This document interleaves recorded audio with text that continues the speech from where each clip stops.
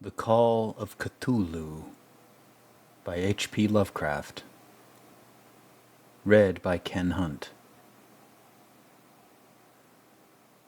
Of such great powers or beings, there may be conceivably a survival of a hugely remote period when consciousness was manifested perhaps in shapes and forms long since withdrawn before the tide of advancing humanity, forms of which poetry and legend alone have caught a flying memory and called them gods, monsters, mythical beings of all sorts and kinds. Algernon Blackwood. 1. The Horror in Clay. The most merciful thing in the world, I think, is the inability of the human mind to correlate all its contents. We live on a placid island of ignorance in the midst of black seas of infinity, and it was not meant that we should voyage far. The sciences, each straining in its own direction, have hitherto harmed us little, but some day the piecing together of dissociated knowledge will open up such terrifying vistas of reality and of our frightful position therein that we shall either go mad from the revelation or flee from the deadly light into the peace and safety of a new dark age. Theosophists have guessed at the awesome grandeur of the cosmic cycle wherein our world and human race form transient incidents. They have hinted at strange survivals in terms which would freeze the blood if not masked by a bland optimism. But it is not from them that there came the single glimpse of forbidden eons, which chills me when I think of it, and maddens me when I dream of it. That glimpse, like all dread glimpses of truth, flashed out from an accidental piecing together of separated things. In this case, an old newspaper item and the notes of a dead professor. I hope that no one else will accomplish this piecing out. Certainly, if I live, I shall never knowingly supply a link in so hideous a chain. I think that the professor, too, intended to keep silent regarding the part he knew, and that he would have destroyed his notes had not sudden death seized him. My knowledge of the thing began in the winter of 1926-27 with the death of my grand-uncle George Gammell Angell, Professor Emeritus of Semitic Languages in Brown University, Providence, Rhode Island. Professor Angell was widely known as an authority on ancient inscriptions, and had frequently been resorted to by the heads of prominent museums, so that his passing at the age of 92 may be recalled by many. Locally, interest was intensified by the obscurity of the cause of death. The professor had been stricken whilst returning from the Newport boat, falling suddenly, as witnesses said, after having been jostled by a nautical-looking Negro who had come from one of the queer, dark courts on the precipitous hillside which formed a sort of short-cut from the waterfront to the deceased's home in William Street. Physicians were unable to find any visible disorder, but concluded after perplexed debate that some obscure lesion of the heart, induced by the brisk ascent of so steep a hill by so elderly a man, was responsible for the end. At the time, I saw no reason to dissent from this dictum, but latterly I am inclined to wonder, and more than wonder.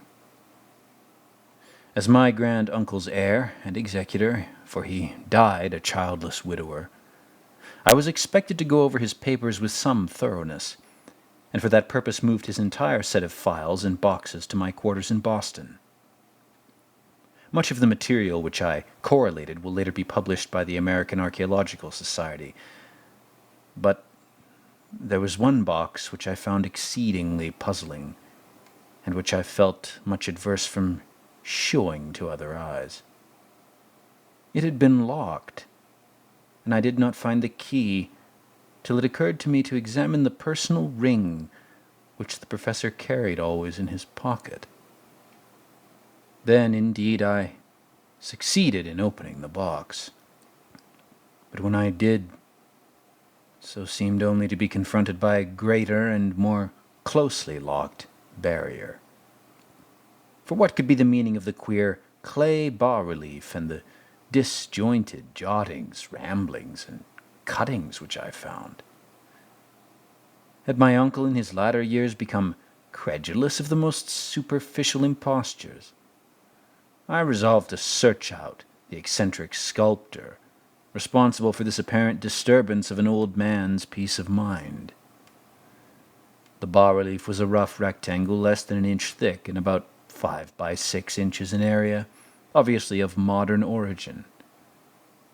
Its designs, however, were far from modern in atmosphere and suggestion, for although the vagaries of cubism and futurism are many and wild, they do not often reproduce that cryptic regularity which lurks in prehistoric writing. And writing of some kind the bulk of these designs seemed certainly to be, though my memory, despite much familiarity with the papers and collections of my uncle, failed in any way to identify this particular species, or even to hint at its remotest affiliations. Above these apparent hieroglyphs was a figure of evidently pictorial intent, though its impressionistic execution forbade a very clear idea of its nature. It seemed to be a sort of monster, or symbol representing a monster, of a form which only a diseased fancy could conceive. If I say that my somewhat extravagant imagination yielded simultaneous pictures of an octopus, a dragon, and a human caricature, I shall not be unfaithful to the spirit of the thing.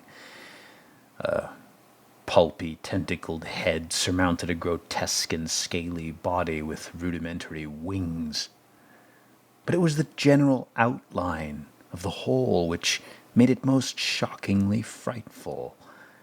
Behind the figure was a vague suggestion of a cyclopean architectural background. The writing accompanying this oddity was, aside from a stack of press cuttings, in Professor Angel's most recent hand, and made no pretense to literary style. What seemed to be the main document was headed Cthulhu Cult, in characters painstakingly printed, to avoid the erroneous reading of a word so unheard of. The manuscript was divided into 2 sections, the first of which was headed 1925 Dream and Dream Work of A. H. Wilcox, 7 Thomas Street, Providence, Rhode Island, and the second, Narrative of Inspector John R. LeGrasse, 121 Bineville Street, New Orleans, at 1908 AAS MTG. Notes on same and Professor Webb's account. The other manuscript papers were all brief notes, some of them accounts of queer dreams of different persons, some of them citations from theosophical books and magazines, notably W. Scott Eliot's Atlantis and the Lost Lemuria, and the rest comments on long-surviving secret societies and hidden cults, with references to passages in such mythological and anthropological source books as Fraser's Golden Bough and Miss Murray's Witch Cult in Western Europe. The cuttings largely alluded to outre mental illnesses and outbreaks of group folly or mania in the spring of 1925. The first half of the principal manuscript told a very peculiar tale. It appears that on March 1st, 1925, a thin, dark young man of neurotic and excited aspect had called upon Professor Angell, bearing the singular clay bas-relief, which was then exceedingly damp and fresh.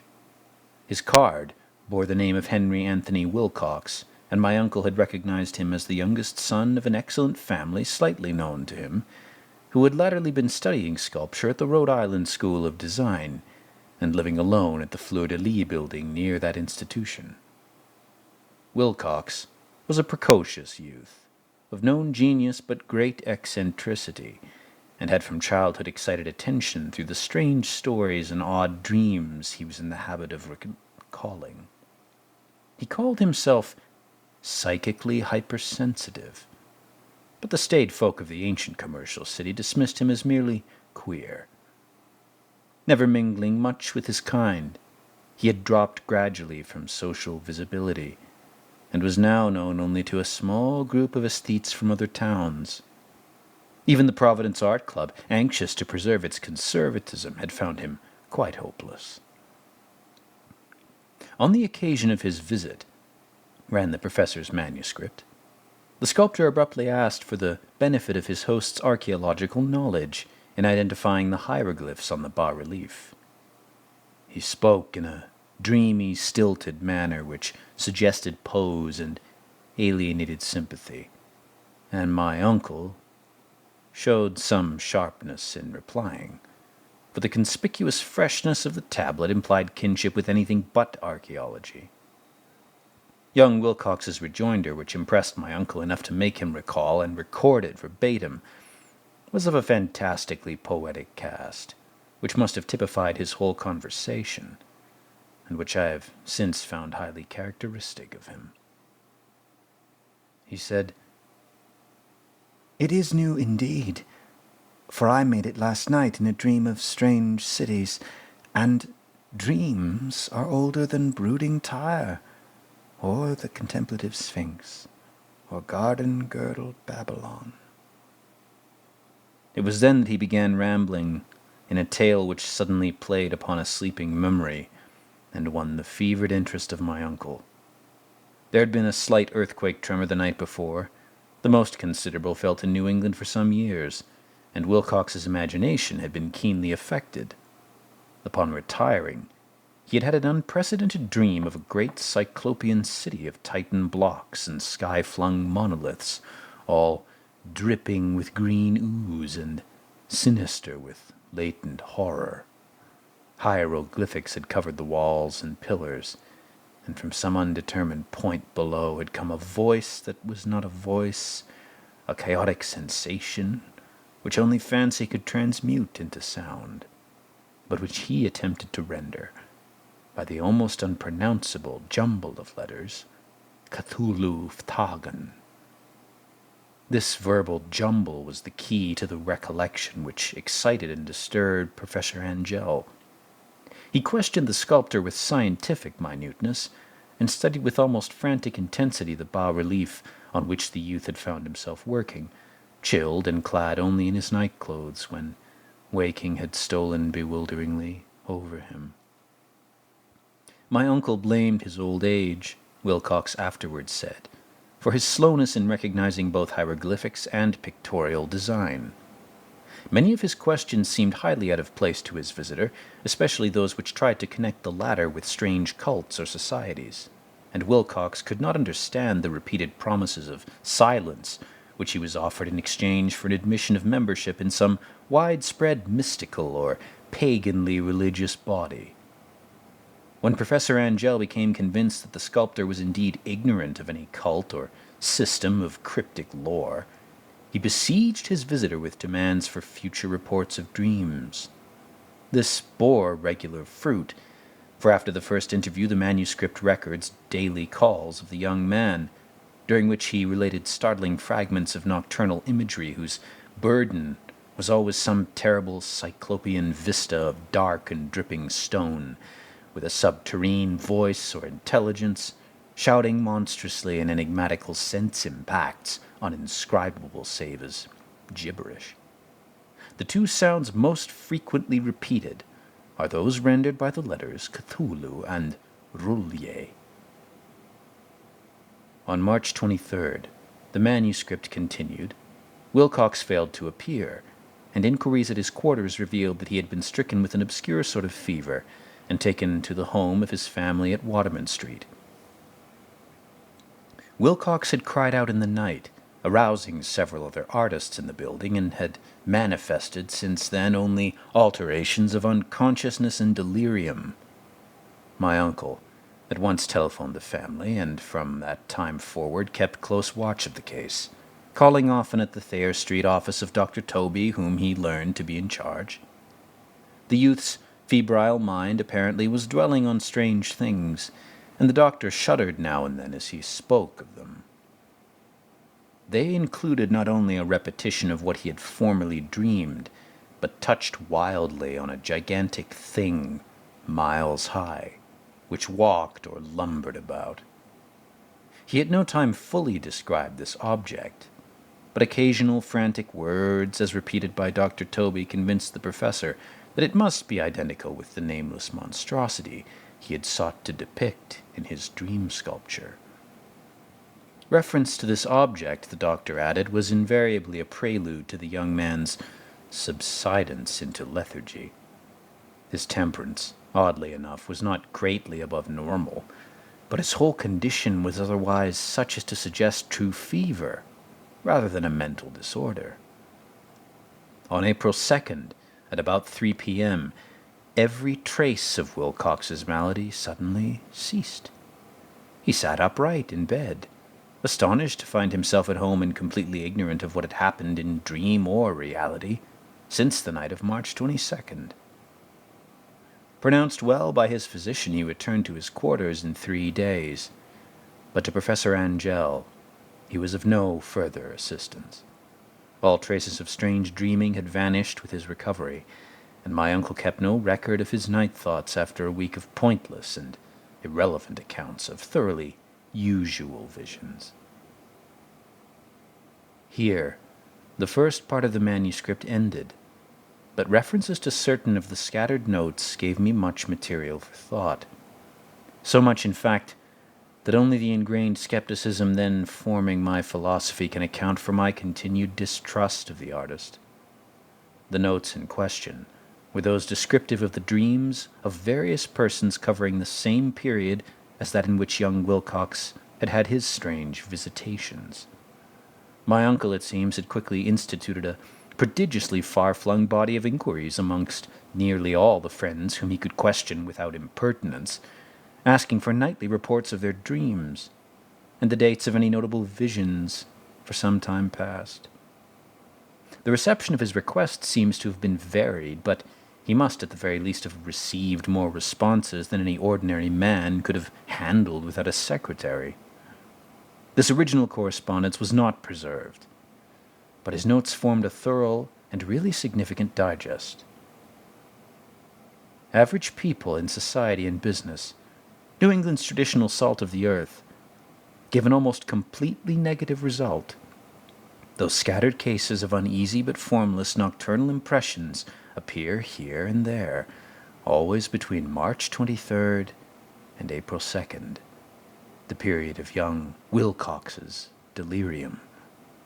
Scientific men were little more affected, though 4 cases of vague description suggest fugitive glimpses of strange landscapes, and in one case there is mentioned a dread of something abnormal. It was from the artists and poets that the pertinent answers came, and I know that panic would have broken loose had they been able to compare notes. As it was, lacking their original letters, I half suspected the compiler of having asked leading questions, or having edited the correspondence in collaboration of what he had latently resolved to see. That is why I continued to feel that Wilcox, somehow cognizant of the old data which my uncle had possessed, had been imposing on the veteran scientist. These responses from aesthetes told a disturbing tale. From February 28th to April 2nd, a large proportion of them had dreamed very bizarre things, the intensity of the dreams being immeasurably the stronger during the period of the sculptor's delirium. Over a fourth of those who reported anything reported scenes and half-sounds not unlike those which Wilcox had described, and some of the dreamers confessed acute fear of the gigantic, nameless thing visible toward the last. One case, which the note describes with emphasis, was very sad. The subject, a widely known architect with leanings towards theosophy and occultism, went violently insane on the date of young Wilcox's seizure, and expired several months later after incessant screamings to be saved from some escaped denizen of hell. That my uncle referred to these cases by name instead of merely by number, I should have attempted some corroboration and personal investigation, but as it was, I succeeded in tracing down only a few. All of these, however, bore out notes in full.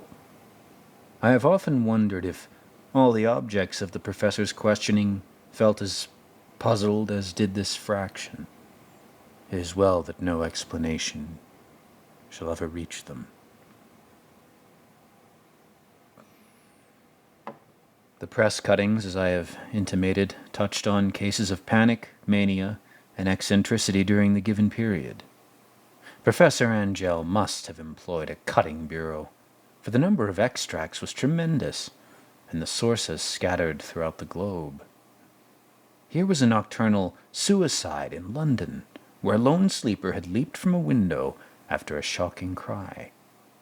Here likewise a rambling letter to the editor of a paper in South America, where a fanatic deduces a dire future from visions he has seen. A dispatch from California describes a theosophist colony as donning white robes en masse for some glorious fulfillment which never arrives, whilst items from India speak guardedly of serious native unrest toward the end of March. Voodoo orgies multiply in Haiti, and African outposts report ominous mutterings. American officers in the Philippines find certain tribes bothersome about this time, and New York policemen are mobbed by hysterical Levantines on the night of March 22nd, 23rd. The west of Ireland, too, is full of wild rumor, and legendary and fantastic painter Audouin Bonneau hangs a blasphemous dream landscape in the Paris Spring Salon of 1926. And so, numerous are the recorded troubles in insane asylums that only a miracle can have stopped the medical fraternity from noting strange parallelisms and drawing mystified conclusions. A weird bunch of cuttings, all told. And I can at this date scarcely envisage the callous rationalism with which I set them aside. But I was then convinced that young Wilcox had known of the old matters mentioned by the professor. 2. The Tale of Inspector Legrasse.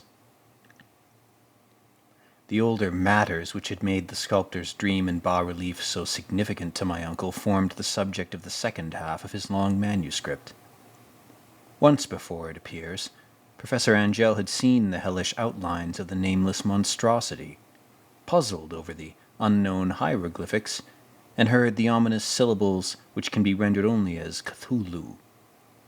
And all this in so stirring and horrible a connection that it is small wonder he pursued young Wilcox with queries and demands for data. The earlier experience had come in 1908, 17 years before, when the American Archaeological Society held its annual meeting in St. Louis. Professor Angell, as befitting one of his authority and attainments, had had a prominent part in all the deliberations, and was one of the first to be approached by several outsiders who took advantage of the convocation to offer questions for correct answering and problems for expert solution. The chief of these outsiders, and in a short time the focus of interest for the entire meeting, was a commonplace-looking middle-aged man who had traveled all the way from New Orleans for certain special information unobtainable from any local source. His name was John Raymond Legrasse, and he was, by profession, an inspector of police. With him, he bore the subject of his visit, a grotesque, repulsive, and apparently very ancient stone statuette, whose origin he was at a loss to determine. It must not be fancied that Inspector Legrasse had the least interest in archaeology. On the contrary, His wish for enlightenment was prompted by purely professional considerations.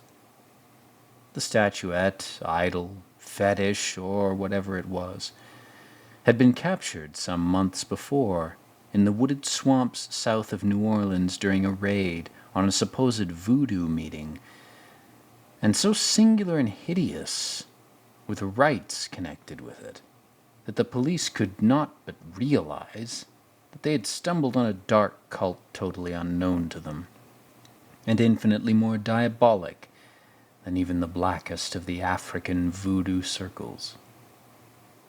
Of its origin, apart from the erratic and unbelievable tales extorted from the captured members, absolutely nothing was to be discovered. Hence the anxiety of the police for any antiquarian lore which might help them to place the frightful symbol, and, through it, track down the cult to its fountainhead. Inspector Legrasse was scarcely prepared for the sensation which his offering created.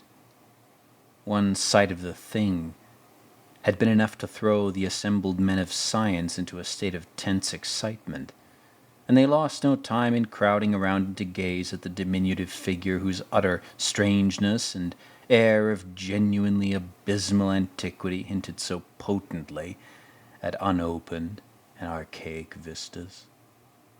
No recognized school of sculpture had animated this terrible object, yet centuries and even thousands of years seemed recorded in its dim and greenish surface of unplaceable stone.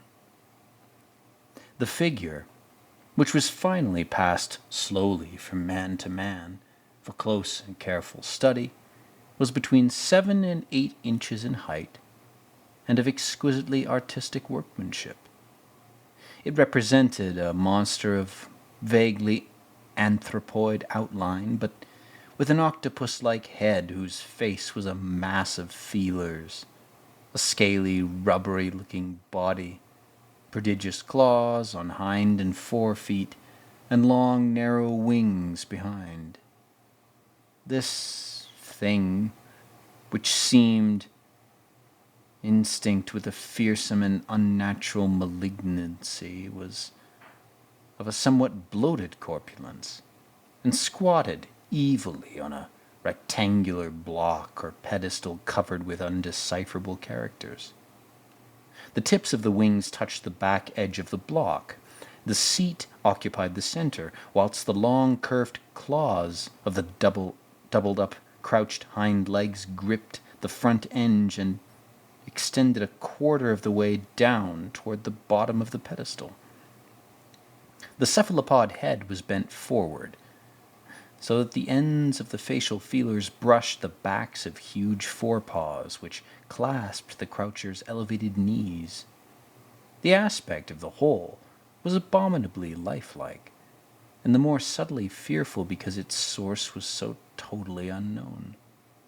Its vast, awesome, and incalculable age was unmistakable, yet not one link did it show with any known type of art belonging to a civilization's youth, or indeed to any other time. Totally separate and apart, its very material was a mystery, for the soapy greenish-black stone with its golden or iridescent flecks and striations resembled nothing familiar to geology or mineralogy. The characters along the base were equally baffling, and no member present, despite a representation of half the world's expert learning in this field, could form the least notion of even their remotest linguistic kinship. They, like the subject and material, belonged to something horribly remote and distinct from mankind as we know it, something frightfully suggestive of old and unhallowed cycles of life, in which our world and our conceptions have no part. And yet, as the members severally shook their heads and confessed defeat at the inspector's problem, there was one man in that gathering who suspected a touch of bizarre familiarity in the monstrous shape and writing, and who presently told with some diffidence of the odd trifle he knew. This person was the late William Channing Webb, professor of archaeology in Princeton University, and an explorer of no slight note.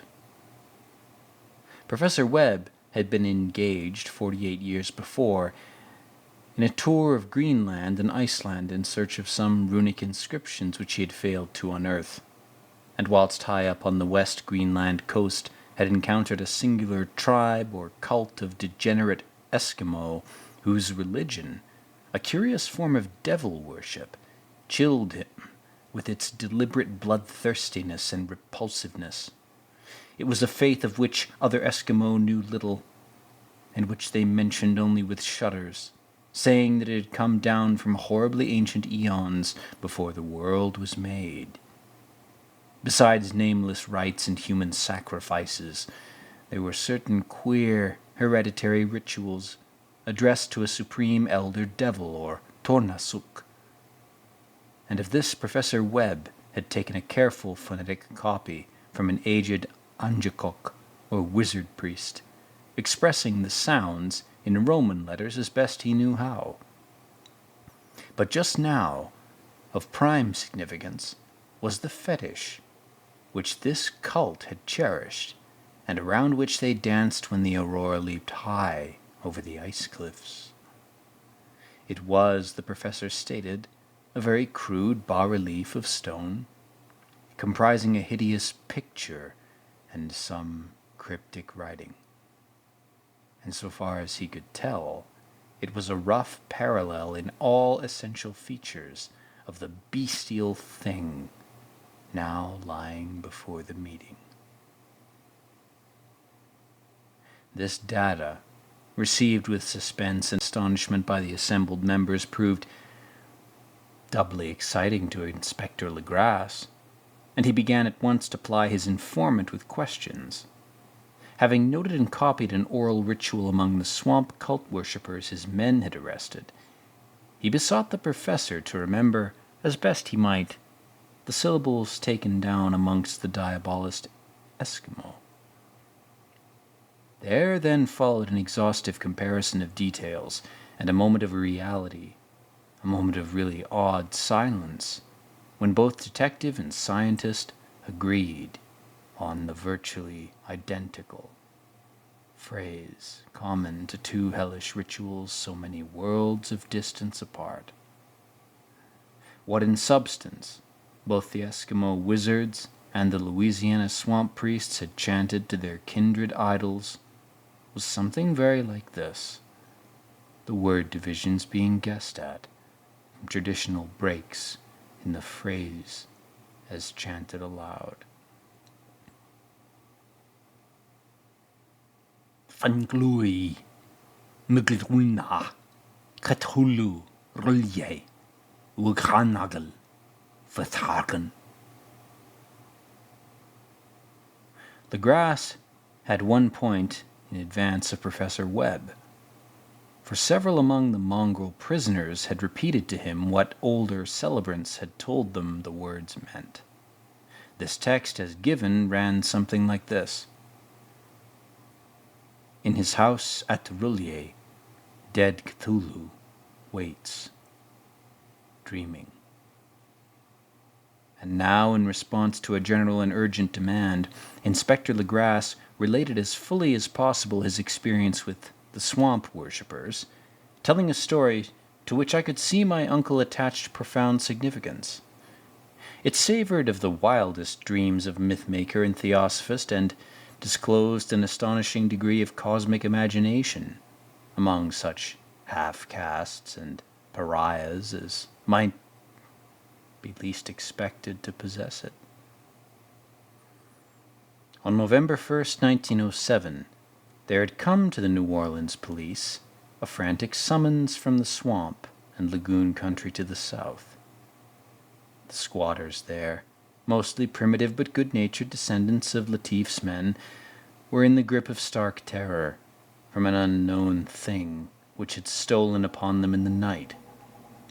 It was voodoo, apparently, but voodoo of a more terrible sort than they had ever known, and some of their women and children had disappeared since the malevolent tom-tom had begun its incessant beating far within the black, haunted woods where no dweller ventured. There were insane shouts and harrowing screams, soul-chilling chants, and dancing devil flames. And the frightened messenger added, the people could stand it no more. So, a body of 20 police, filling 2 carriages and an automobile, had set out in the late afternoon with the shivering squatter as a guide. At the end of the passable road they alighted, and for miles splashed on in silence through the terrible cypress woods, where day never came. Ugly roots and malignant hanging nooses of Spanish moss beset them, and now and then a pile of dank stones or fragment of a rotting wall intensified by its hint of morbid habitation, a depression which every malformed tree and every fungus islet combined to create. At length the squatter settlement, a miserable huddle of huts, hove in sight, and hysterical dwellers ran out to cluster around the group of bobbing lanterns. The muffled beat of tom-toms was now faintly audible, far, far ahead, and a curdling shriek came at infrequent intervals when the wind shifted. A reddish glare, too, seemed to filter through the pale undergrowth beyond endless avenues of forest night. Reluctant even to be left alone again, each one of the crowded squatters refused point blank to advance another inch toward the scene of unholy worship. So Inspector Legrasse and his 19 colleagues plunged on unguided into black arcades of horror that none of them had ever trod before. The region now entered by the police was one of traditionally evil repute, sustainably unknown and untraversed by white men. There were legends of a hidden lake, unglimpsed by mortal sight, in which dwelt a huge, formless, white, polypous thing with luminous eyes, and squatters whispered that bat-winged devils flew up out of caverns in inner earth to worship it at midnight. They said it had been there before d'Iberville, before La Salle, before the Indians, and before even the wholesome beasts and birds of the woods. It was nightmare itself, and to see it was to die. But it made men dream, and so they knew enough to keep away. The present voodoo orgy was indeed on the merest fringe of this abhorrent area, but that location was bad enough. Hence perhaps the very place of the worship had terrified the squatters more than the shocking sounds and incidents.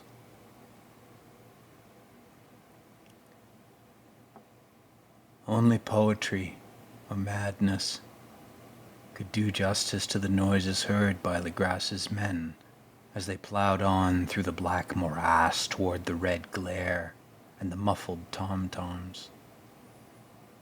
There are vocal qualities peculiar to men, and vocal qualities peculiar to beasts, and it is terrible to hear the one when the source should yield the other. Animal fury and orgiastic license here whipped themselves to demoniac heights by howls and squawking ecstasies that tore and reverberated through those nighted woods like pestilential tempests from the gulfs of hell. Now and then the less organized ululation would cease, and from what seemed a well-drilled chorus of hoarse voices would rise in sing-song chant that hideous phrase or ritual. F'naglui, Nglunaf, Cthulhu rulye wughanagel vthagen. Then the men, having reached a spot where the trees were thinner, came suddenly in sight of the spectacle itself. 4 of them reeled, 1 fainted, and 2 were shaken into a frantic cry which the mad cacophony of the orgy fortunately deadened. The grass dashed swamp water on the face of the fainting men, and all stood trembling and nearly hypnotized with horror. In a natural glade of the swamp stood a grassy island of perhaps an acre's extent, clear of trees and tolerably dry. On this now leaped and twisted a more indescribable horde of human abominality that any but a Syme or an Angarola could paint. Void of clothing, this hybrid spawn were braying, bellowing, and writhing about a monstrous ring-shaped bonfire, in the center of which, revealed by occasional rifts in the curtain of flame, stood a great granite monolith some 8 feet in height, on top of which, incongruous with its diminutiveness, rested the noxious, carven statuette.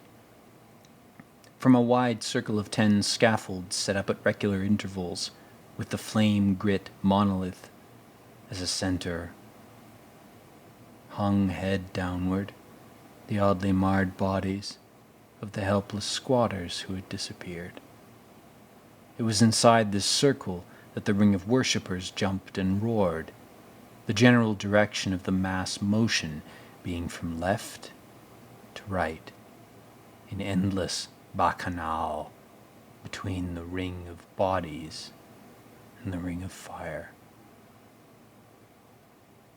It may have been only imagination, and it may have been only echoes which induced one of the men, an excitable Spaniard, to fancy he heard an antiphonal response to the ritual from some far and unillumined spot deeper within the wood of ancient, legendary horror.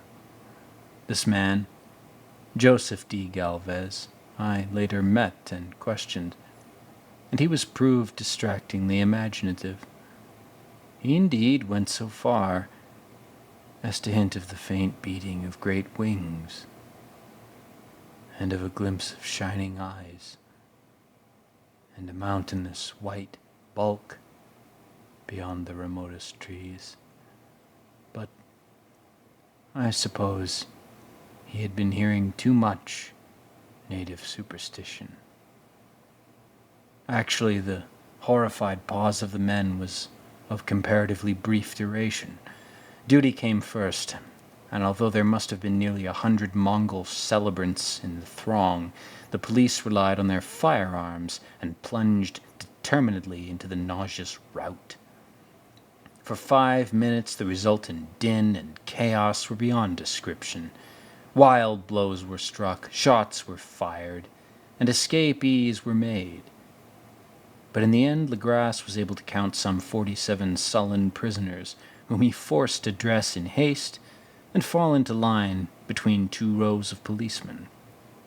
5 of the worshippers lay dead, and 2 severely wounded ones were carried away on improvised stretchers by their fellow prisoners. The image on the monolith, of course, was carefully removed and carried back by Legras. Examined at headquarters after a trip of intense strain and weariness, the prisoners all proved to be men of a very low, mixed-blooded, and mentally aberrant type.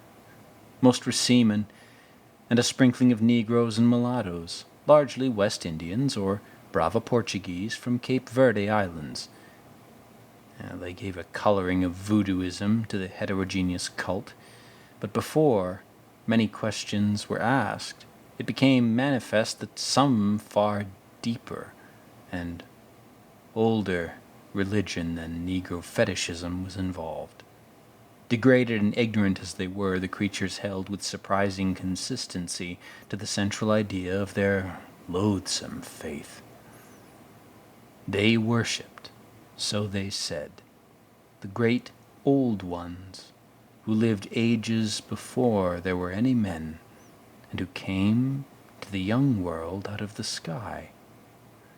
Those old ones were gone now, inside the earth and under the sea, but their dead bodies had told their secrets in dreams to the first men who formed a cult which had never died. This was that cult, and the prisoners said it had always existed and always would exist, hidden in distant wastes and dark places all over the world, until the time when the great priest Cthulhu, from his dark house in the mighty city of Rulye under the waters, should rise and bring the earth again beneath his sway.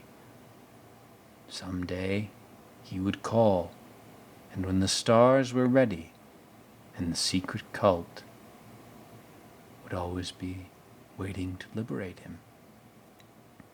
Meanwhile, no more must be told. There was a secret which even torture could not extract.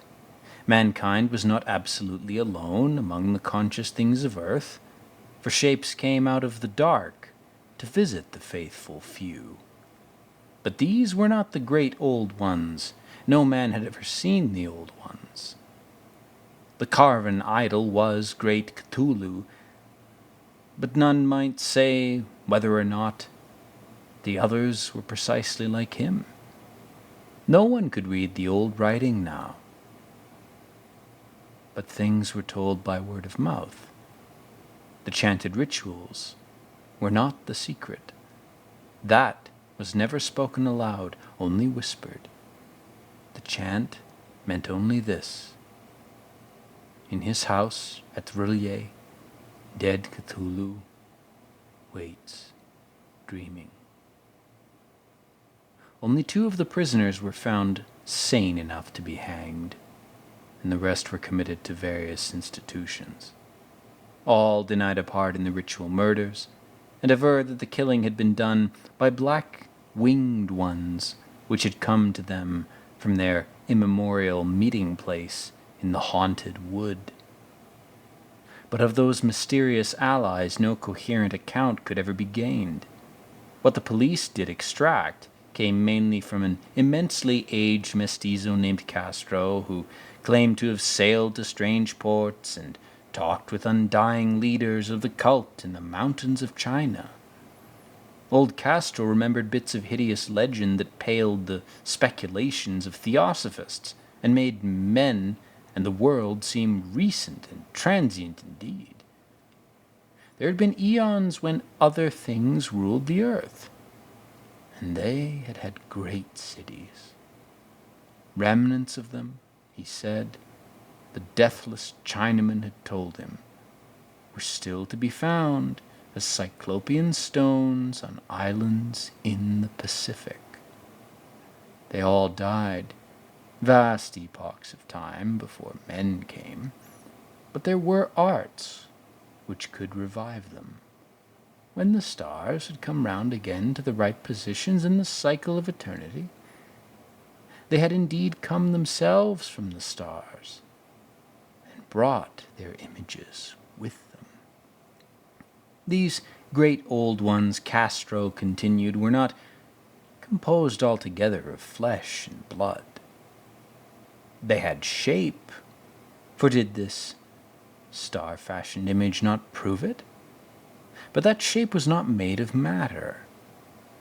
When the stars were right, they could plunge from world to world through the sky. But when the stars were wrong, they could not live. But although they no longer lived, they would never really die. They all lay in stone houses in their great city of Rulye, preserved by the spells of mighty Cthulhu, for a glorious resurrection, when the stars and the earth might once more be ready for them.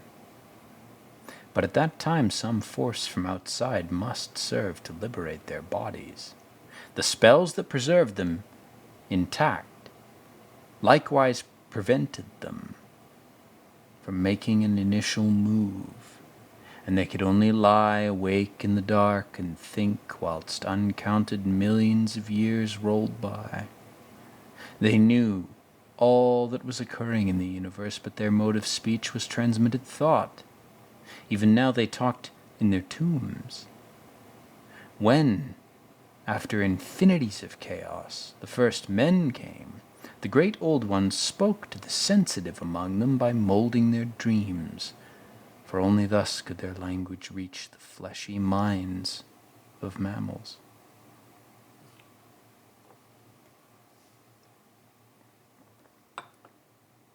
Then, whispered Castro, those first men formed the cult around small idols, which the great ones showed them.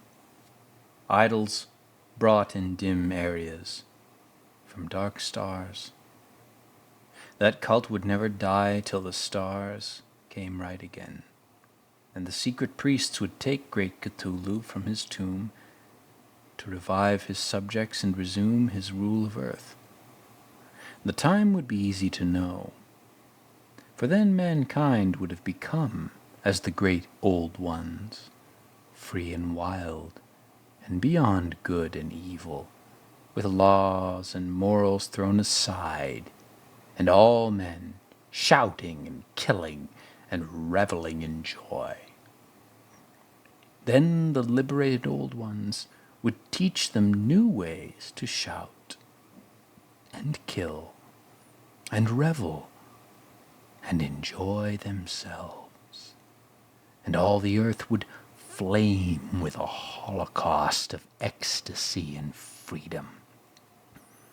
Meanwhile, the cult, by appropriate rites, must keep alive the memory of those ancient ways and shadow forth the prophecy of their return. In the elder time, chosen men had talked with the entombed old ones in dreams, but then something had happened.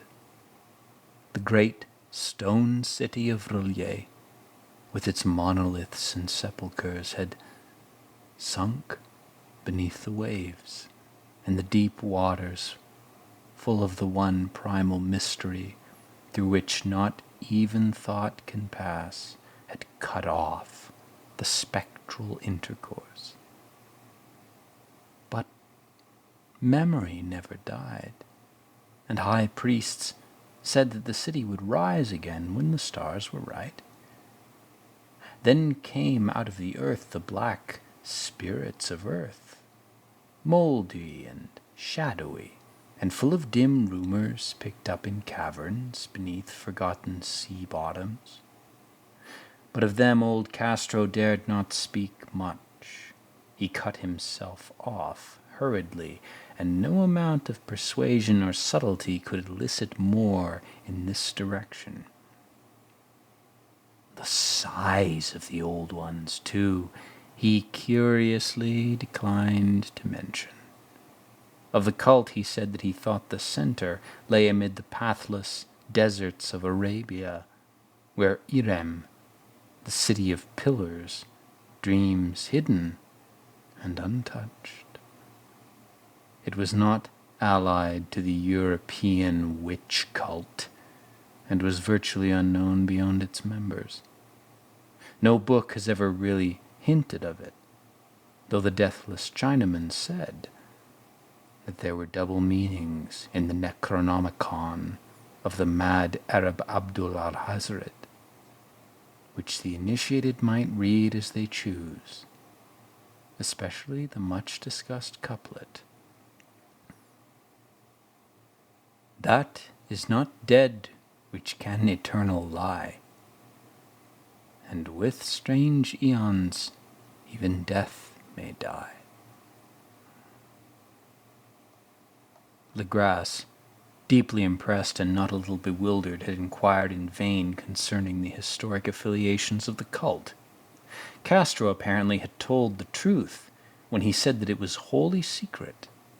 The authorities at Tulane University could shed no light upon either cult or image, and now the detective had come to the highest authorities in the country and met with no more than the Greenland tale of Professor Webb.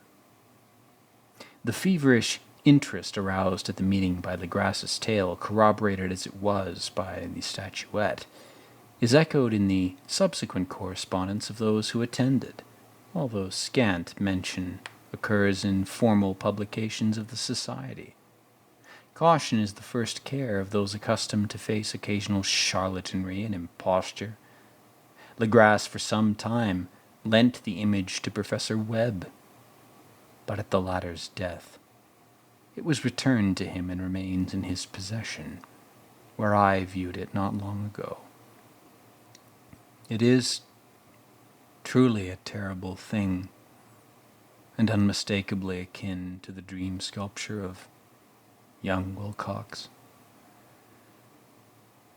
That my uncle was excited by the tale of the sculptor I did not wonder, for what thoughts must arise upon hearing, after a knowledge of what Legras has learned of the cult, of a sensitive young man who had dreamed not only the figure and exact hieroglyphics of the swamp-found image of the Greenland Devil tablet, but had come in his dreams upon at least 3 of the precise words of the formula uttered by the Eskimo diabolists and mongrel Louisianans. Professor Angel's instant start on an investigation of the utmost thoroughness was eminently natural, though privately I suspected young Wilcox of having heard of the cult in some indirect way, and of having invented a series of dreams to heighten and continue the mystery at my uncle's expense. The dream narratives and cuttings collected by the professor were, of course, strong corroboration, but the rationalism of my mind and the extravagance of the whole subject led me to adopt what I thought the most sensible conclusions.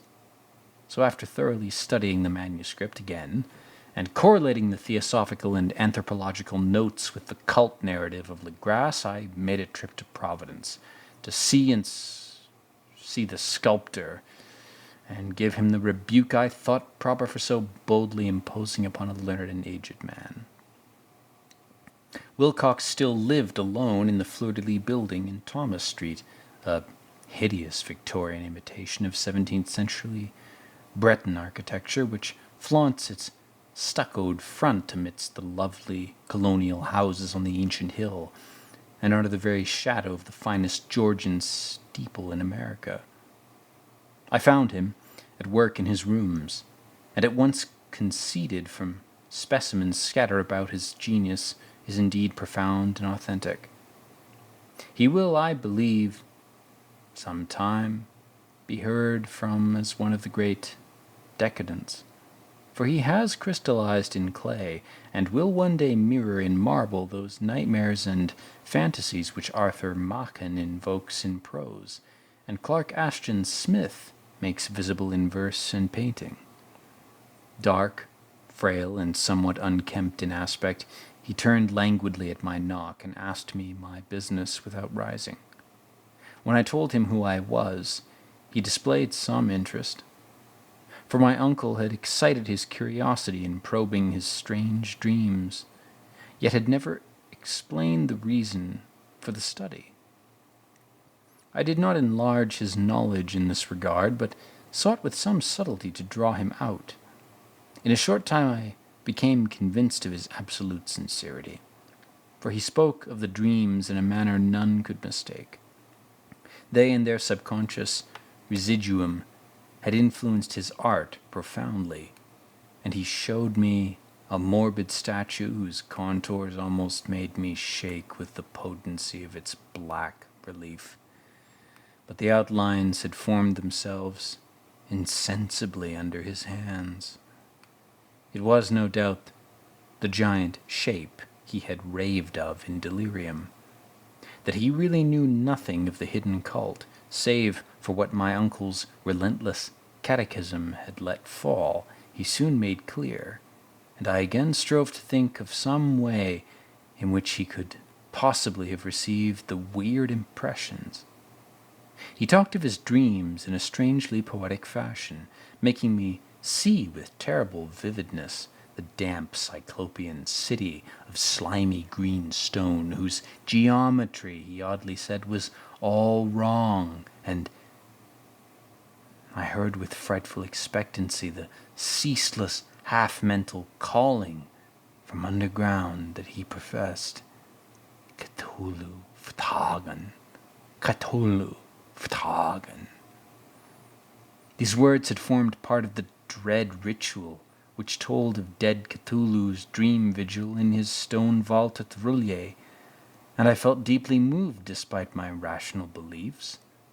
Wilcox, I was sure, had heard of the cult in some casual way and had soon forgotten it amidst the mass of his equally weird reading and imagining. Later, by virtue of its sheer impressiveness, it had found subconscious expression in dreams, in bas-relief, and in the terrible statue I now beheld, so that his imposture upon my uncle had been a very innocent one. The youth was of a type, at once slightly affected and slightly ill-mannered, which I could never like. But I was willing enough now to admit both his genius and his honesty.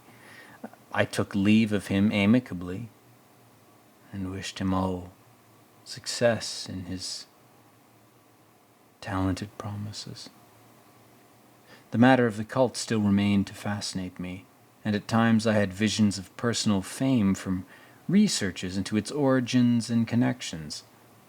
I visited New Orleans, talked with Legras and others of that old-time raiding party, saw the frightful image, and even questioned such of the mongrel prisoners as still survived. Old Castro, unfortunately, had been dead for several years. What I now heard so graphically at first hand, though it was really no more than a detailed confirmation of what my uncle had written, excited me afresh, for I felt sure that I was on track to a very real, very secret, and very ancient religion whose discovery would make me an anthropologist of note. My attitude was still one of absolute materialism, as I wish it still were.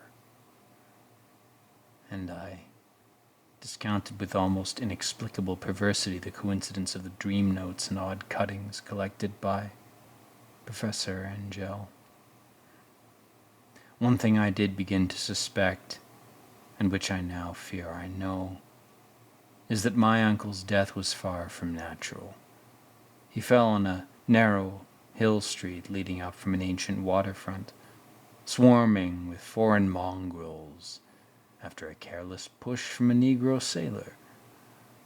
I did not forget the mixed blood and marine pursuits of the cult members in Louisiana, and would not be surprised to learn of secret methods and poison needles as ruthless and as ancient, and as anciently known as the cryptic rites and beliefs of such peoples.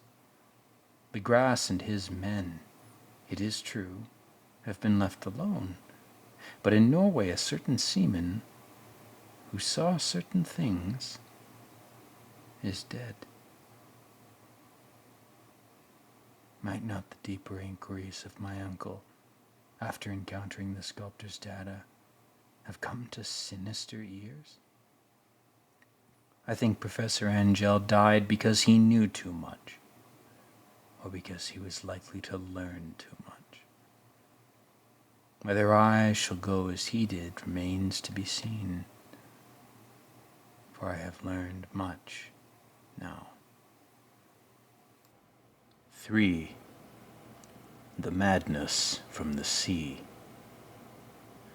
If heaven ever wishes to grant me a boon, it will be a total effacing of the results of a mere chance which fixed my eye on a certain stray piece of shelf paper. It was nothing on which I would naturally have stumbled in the course of my daily round, for it was an old number of an Australian journal, the Sydney Bulletin, for April 18th, 1925.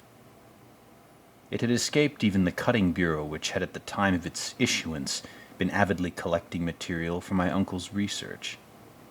I had largely given over my inquiries into what Professor Angell called the Cthulhu cult, and was visiting a learned friend in Paterson, New Jersey, the curator of a local museum, and a mineralogist of note.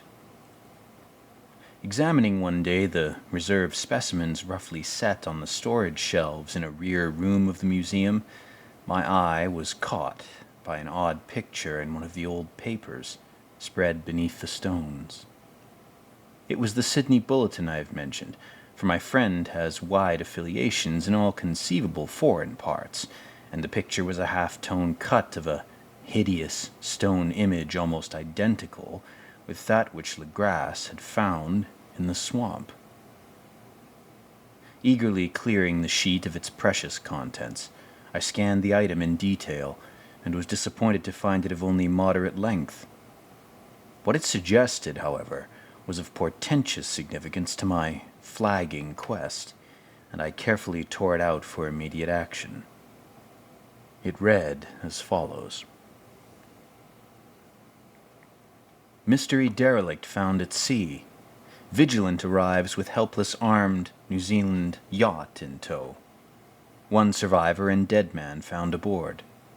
Tale of desperate battle and deaths at sea. Rescued seaman refuses particulars of strange experience. Odd idol found in his possession. Inquiry to follow.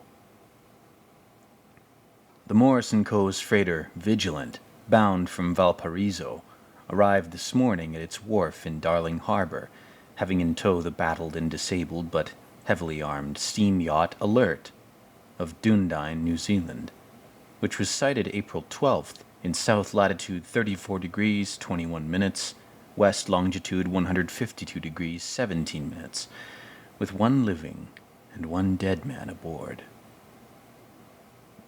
The Vigilant left Valparaiso March 25th, and on April 2nd was driven considerably south of her course by exceptionally heavy storms and monster waves. On April 12th, the derelict was sighted, and though apparently deserted, was found upon boarding to contain one survivor, in a half-delirious condition, and one man who had evidently been dead for more than a week. The living man was clutching a horrible stone idol of unknown origin, about a foot in height, regarding whose nature authorities at Sydney University, the Royal Society, and the museum in College Street all profess complete bafflement, and which the survivor says he found in the cabin of the yacht, in a small carved shrine of common pattern. This man, after recovering his senses, told an exceedingly strange story of piracy and slaughter. He is Gustav Johansen, a Norwegian of some intelligence, and has been second mate of the two-master schooner Emma of Auckland, which sailed for Callao, February 20th, with a complement of 11 men. The Emma, he says, was delayed and thrown widely south of her course by the great storm of March 1st, and on March 22nd, in south latitude 49 degrees 51 minutes, west longitude 128 degrees 34 minutes, encountered the Alert, manned by a queer and evil-looking crew of Kanakas and half-castes. Being ordered peremptively to turn back, Captain Collins refused, whereupon the strange crew began to fire savagely and without warning upon the schooner, with a peculiarly heavy battery of brass cannon forming part of the yacht's equipment. The Emma's men shewed fight, says the survivor, and though the schooner began to sink from shots beneath the waterline, they managed to heave alongside their enemy and board her, grappling with the savage crew on the yacht's deck, and being forced to kill them all, the number being slightly superior, because of their particularly abhorrent and desperate, though rather clumsy, mode of fighting. 3 of the Emma's men, including Captain Collins and First Mate Green, were killed, and the remaining 8, under Second Mate Johansen, proceeded to navigate the captured yacht, going ahead in their original direction to see if any reason for their ordering back had existed. The next day, it appears, they raised and landed on a small island, although none is known to exist in that part of the ocean, and 6 of the men somehow died ashore, though Johansen is queerly reticent about this part of his story and speaks only of their falling into a rocky chasm. Later, it seems, he and one companion boarded the yacht and tried to manage her, but were beaten about by the storm of April 2nd. From that time till his rescue on the 12th, the man remembers little, and he does not even recall when William Bryden, his companion, died. Bryden's death reveals no apparent cause, and was probably due to excitement or exposure.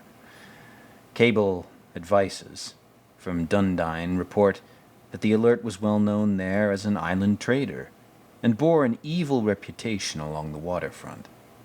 It was owned by a curious group of half-castes whose frequent meetings and night trips to the woods attracted no little curiosity, and it had set sail in great haste just after the storm and earth tremors of March 1st.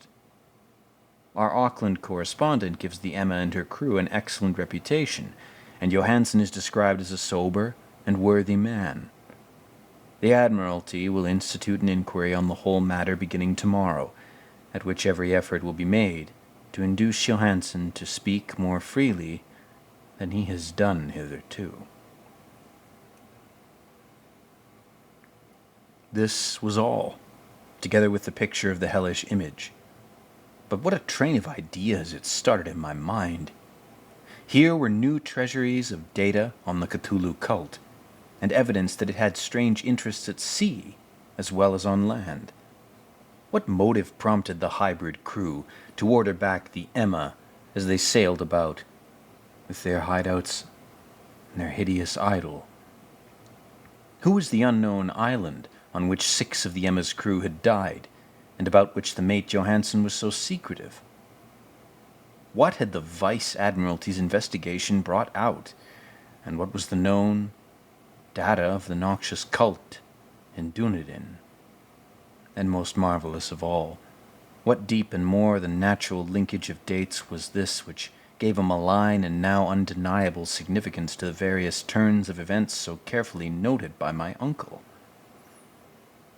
March 1st, or February 28th, according to the international dateline. The earthquake and storm had come. From Dunedin the Alert and her noisome crew had darted eagerly forth as if imperiously summoned, and on the other side of the earth, poets and artists had begun to dream of a strange, dank, cyclopean city, whilst a young sculptor had molded in his sleep the form of the dreaded Cthulhu. March 23rd, the crew of the Emma landed on an unknown island and left 6 men dead. And on that date the dreams of sensitive men assumed a heightened vividness and darkened with dread of a giant monster's malign pursuit, whilst an architect had gone mad and a sculptor had lapsed suddenly into delirium. And what of this storm of April 2nd, the date on which all dreams of the dank city ceased, and Wilcox emerged unharmed from the bondage of strange fever? What of all this, and of those hints of old Castro about the sunken star-born old ones and their coming reign, their faithful cult, and their mastery of dreams? Was I tottering on the brink of cosmic horrors beyond man's power to bear? If so, they must be horrors of the mind alone, for in some way the 2nd of April had put a stop to whatever monstrous menace had begun its siege of mankind's soul. That evening, after a day of hurried cabling and arranging, I bade my host adieu and took a train for San Francisco. In less than a month I was in Dunedin, where, however, I found that little was known for the strange cult members who had lingered in the old sea taverns. Waterfront scum was far too common for special mention, though there was vague talk about one inland trip those mongrels had made, during which faint drumming and red flame were noted on the distant hills. In Auckland, I had learned that Johansen had returned with yellow hair turned white after a perfunctory and inconclusive questioning at Sydney, and had thereafter sold his cottage in West Street and sailed with his wife to his old home in Oslo. Of his stirring experience he would tell his friends no more than he had told the Admiralty officials, and all they could do was to give me his Oslo address. After that I went to Sydney and talked profitlessly with seamen and members of the Vice Admiralty Court. I saw the Alert, now sold and in commercial use, at Circular Quay in Sydney Cove, but gained nothing from its non-committal bulk. The crouching image with its cuttlefish head, dragon body, scaly wings, and hieroglyphical pedestal was preserved in the museum at Hyde Park, and I studied it long and well, finding it a thing of balefully exquisite workmanship and with the same utter mystery, terrible antiquity, and unearthly strangeness of material which I had noted in the Grass's smaller specimen. Geologists, the curator told me, had found it a monstrous puzzle, for they vowed that the world held no rock like it. Then I thought with a shudder of what old Castro had told Legrasse about the primal old ones. They had come from the stars, and had brought their images with them. Shaken with such a mental revolution as I had never known, I now resolved to visit Mate Johansen in Oslo. Sailing for London, I re-embarked at once for the Norwegian capital, and one autumn day landed at the trim wharves in the shadow of the Eggberg. Johansen's address, I discovered, lay in the old town of King Harald Haradra, which kept alive the name of Oslo during all the centuries that the greater city masqueraded as Christiania. I made the brief trip by taxicab and knocked with palpitant heart at the door of a neat and ancient building with plastered front. A sad-faced woman in black answered my summons, and I was stung with disappointment when she told me in halting English that Gustav Johansen was no more. He had not survived his return, said his wife, for the doings at sea in 1925 had broken him. He had told her no more than he had told the public, but had left a long manuscript of technical matters, as he said, written in English, evidently in order to safeguard her from the peril of causal perusal. During a walk through a narrow lane near the Gothenburg dock, a bundle of papers falling from an attic window had knocked him out. 2 Lascar sailors at once helped him to his feet, but before the ambulance could reach him, he was dead. Physicians found no adequate cause for the end, and laid it to heart trouble and a weakened constitution. I now felt, gnawing at my visuals, that dark terror which will never leave me till I, too, am at rest, accidentally or otherwise. Persuading the widow that my connection with her husband's technical matters was sufficient to entitle me to his manuscript, I bore the document away and began to read it on the London boat. It was a simple, rambling thing, a naive sailor's effort at a post facto diary, and strove to recall day by day that last awful voyage. I cannot attempt to transcribe it verbatim, in all its cloudiness and redundance, but I will tell its gist enough to shew why the sound of the water against the vessel's sides became so unendurable to me that I stopped my ears with cotton.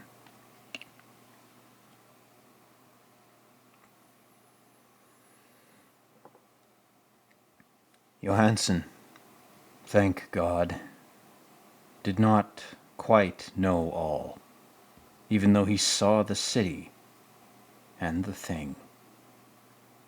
But I shall never sleep calmly again when I think of the horrors that lurk ceaselessly behind life in time and in space, and of those unhallowed blasphemies from elder stars which dream beneath the sea, known and favored by a nightmare cult ready and eager to loose them on the world whenever another earthquake shall heave their monstrous stone city again to sun and air. Johansen's voyage had begun just as he told it to the Vice-Admiralty. The Emma, in ballast, had cleared Auckland on February 20th, and had felt the full force of that earthquake-born tempest which must have heaved up from the sea bottom the horrors that filled men's dreams. Once more under control, the ship was making good progress when held up by the Alert on March 22nd, and I could feel the mate's regret as he wrote of her bombardment and sinking. Of the swarthy cult fiends on the Alert, he speaks with significant horror. There was some peculiarly abominable quality about them which made their destruction seem almost a duty. And Johansen shews ingenious wonder at the charge of ruthlessness brought against his party during the proceedings of the court of inquiry. Then, driven ahead by curiosity in their captured yacht under Johansen's command, the men sight a great stone pillar sticking out of the sea in south latitude 47 degrees 9 minutes, west longitude 126 degrees 43 minutes, come up a coastline of mingled mud, ooze, and weedy cyclopean masonry which can be nothing less than the tangible substance of Earth's supreme terror, the nightmare corpse city of R'lyeh.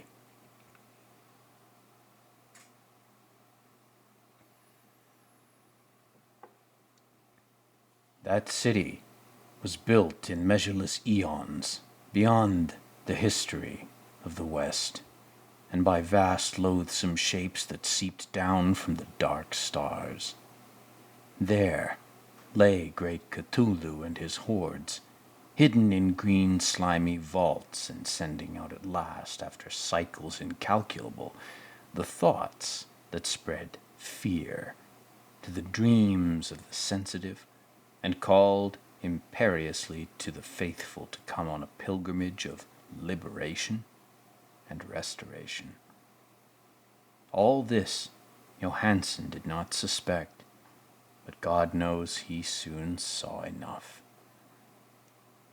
I suppose that only a single mountain top, the hideous monolith-crowned citadel whereon great Cthulhu was buried, actually emerged from the waters. When I think of the extent of all that may be brooding down there, I almost wish to kill myself forthwith.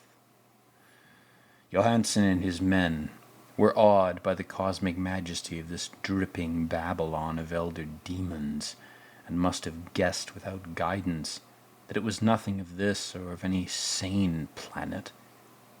Awe at the unbelievable size of the greenish stone blocks, at the dizzying height of the great carven monolith, and at the stupefying identity of the colossal statues and bas-reliefs with the queer image found in the shrine of the Alert, is poignantly visible in every line of the mate's frightened description.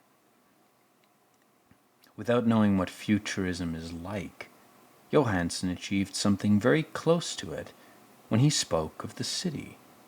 For instead of describing any definite structure or building, he dwells only on broad impressions of vast angles and stone structures, surfaces too great to belong to any thing right or proper for this earth, and impious with horrible images and hieroglyphs. I mention his talk about angles because it suggests something Wilcox had told me of his awful dreams. He had said that the geometry of the dream place he saw was abnormal, non-Euclidean, and loathsomely redolent of spheres and dimensions apart from ours. Now, An unlettered seaman felt the same thing whilst gazing at the terrible reality. Johansen and his men landed at a sloping mud bank on this monstrous acropolis and clambered slipperily over Titan, oozy blocks which could have been no mortal staircase. The very sun of heaven seemed distorted when viewed through the polarizing miasma welling out from this sea-soaked perversion, and twisted menace and suspense lurked leeringly in those crazily elusive angles of carven rock where a second glance shewed concavity after the first shewed convexity.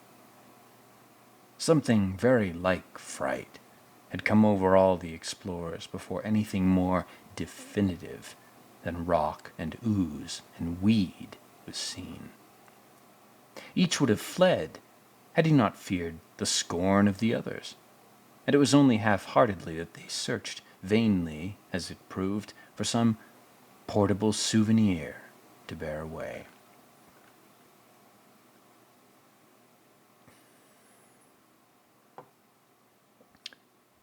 It was Rodriguez, the Portuguese, who claimed the foot of the mountain and shouted out atop the monolith of what he had found. The rest followed him and looked curiously at the immense carved door with the now familiar squid dragon bas-relief.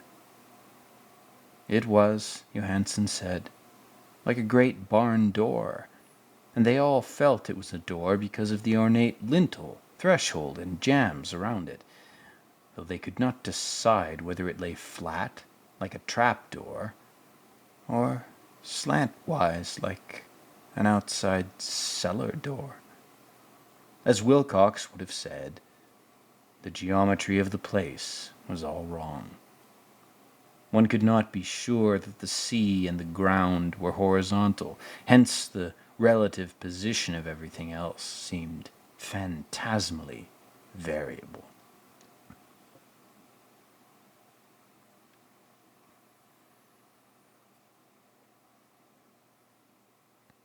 Bryden pushed at the stone in several places without result. Then Donovan felt over it delicately around the edge, pressing each point separately as he went.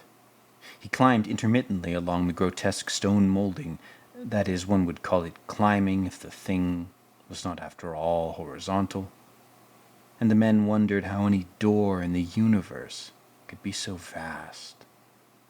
Then, very softly and slowly, the acre-great panel began to give inward at the top, and they saw that it was balanced. Donovan slid or somehow propelled himself down, or along, the jamb and rejoined his fellows, and everyone watched the queer recession of the monstrously carven portal. In this fantasy of prismatic distortion, it moved anomalously in a diagonal way, so that all the rules of matter and perspective seemed upset.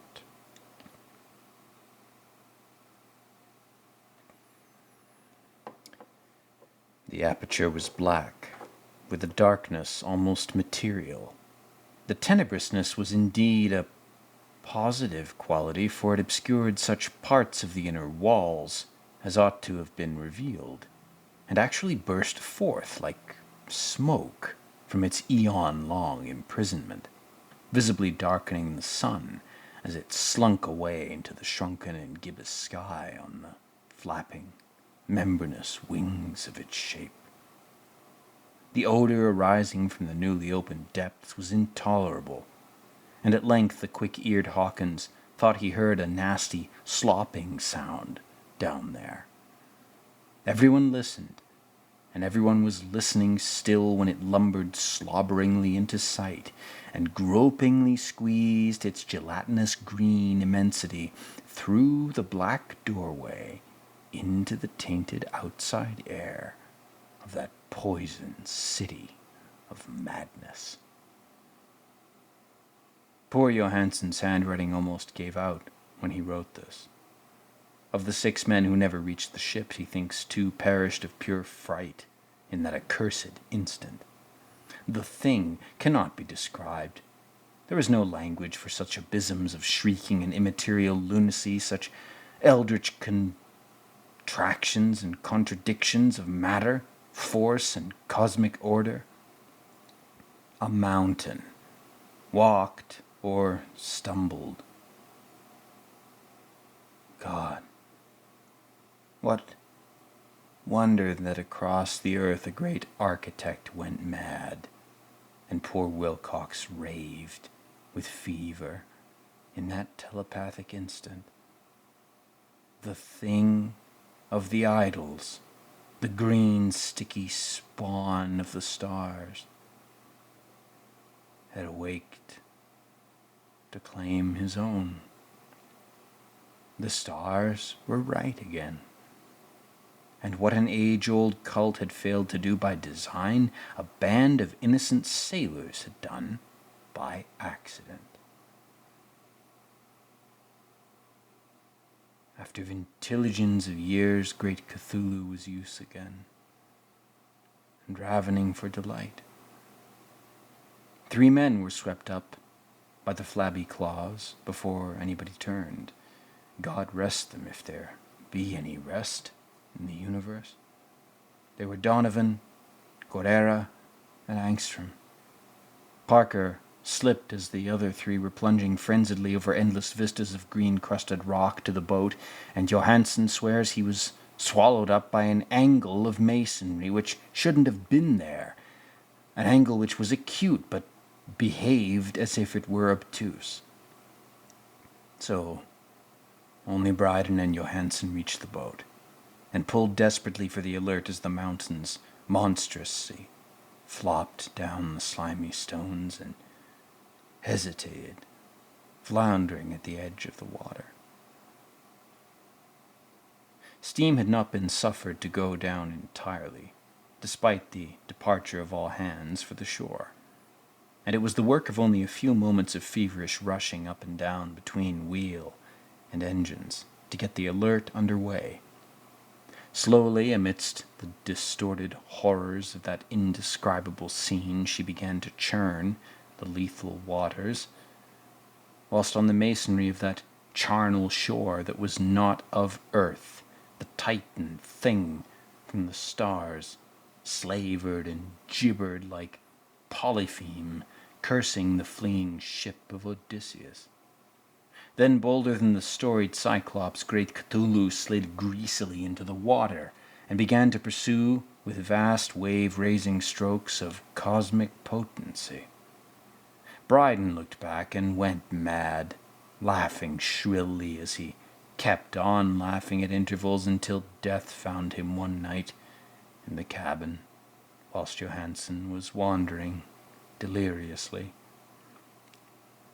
But Johansen had not given out yet. Knowing that the thing could surely overtake the Alert until steam was fully up, he resolved on a desperate chance, and setting the engine for full speed, ran lightning-like on deck and reversed the wheel. There was a mighty eddying and foaming in the noisome brine, and as the steam mounted higher and higher, the brave Norwegian drove his vessel head-on against the pursuing jelly, which rose above the unclean froth like the stern of a demon galleon. The awful squid head, with writhing feelers, came nearly up to the bowsprit of the sturdy yacht, but Johansen drove on relentlessly. There was a bursting as of an exploding bladder, a slushy nastiness as of a cloven sunfish, a stench as of 1,000 opened graves, and a sound that the chronicler would not put on paper. For an instant the ship was befouled by an acrid and blinding green cloud, and then there was only a venomous seething astern, where, God in heaven, the scattered plasticity of that nameless sky spawn was nebulously recombining in its hateful, original form, whilst its distance widened every second as the Alert gained impetus from its mounting steam.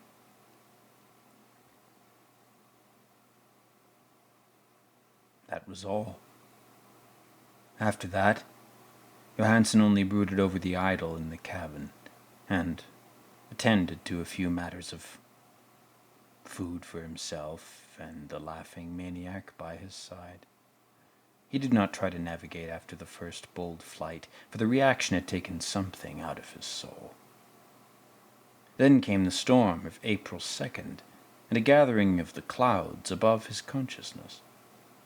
There is a sense of spectral whirling through liquid gulfs of infinity, of dizzying rides through reeling universes on a comet's tail, and of hysterical plunges from the pit to the moon, and from the moon back again to the pit, all livened by a cachinnating chorus of the distorted, hilarious elder gods and the green bat-winged mocking imps of Tartarus. Out of that dream came rescue. The Vigilant, the Vice-Admiralty Court, the streets of Dundine, and the long voyage back home to the old house by the Hegberg. He could not tell. They would think him mad. He would write of what he knew before death came, but his wife must not guess. Death would be a boon, if only it could blot out the memories. That was the document I read, and now I have placed it in the tin box beside the bas-relief and the papers of Professor Angel. With it shall go this record of mine, this test of my own sanity, wherein is pieced together that which I hope may never be pieced together again. I have looked upon all that the universe has to hold of horror, and even the skies of spring and the flowers of summer must ever afterward be poison to me. But I do not think my life will be long. As my uncle went, as poor Johansen went, so I shall go. I know too much, and the cult still lives. Cthulhu still lives too, I suppose, again in that chasm of stone which has shielded him since the sun was young. His accursed city is sunken once more, for the Vigilant sailed over the spot after the April storm, but his ministers on earth still bellow and prance and slay around idol-capped monoliths in lonely places. He must have been trapped by the sinking whilst within his black abyss, or else the world would by now be screaming with fright and frenzy. Who knows the end? What has risen may sink, what has sunk may rise. Loathsomeness waits and dreams in the deep, and decay spreads over the tottering cities of men. A time will come, but I must not and cannot think. Let me pray that if I do not survive this manuscript, my executors may put caution before audacity and see that it meets no other eye.